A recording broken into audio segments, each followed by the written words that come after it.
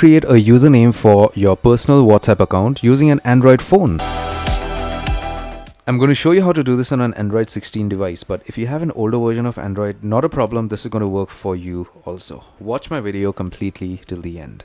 So the first thing is get hold of your phone, and once you do that, open your WhatsApp account, and out here, click on the three dots or the menu icon to the top right, click on settings, and then click on the search option directly and just type in username. You get a suggestion out here, click on that, and then you're going to be directed to this page on which you could create a username.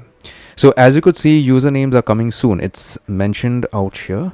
You have an option to reserve yours today, so you could go ahead and create that right now itself. So you could either create a fresh username, or you could use your Instagram username, or you could use your Facebook username, whatever you choose. But for the sake of this video, let me show you how to create a username. Click on the first option out here, create username. Create whatever you want as a username. So once you create your username, go ahead and click on save. So your username is created, and as soon as this goes live, I mean as soon as WhatsApp allows usernames to be used, you can go ahead and then start sharing your username to others instead of your phone number.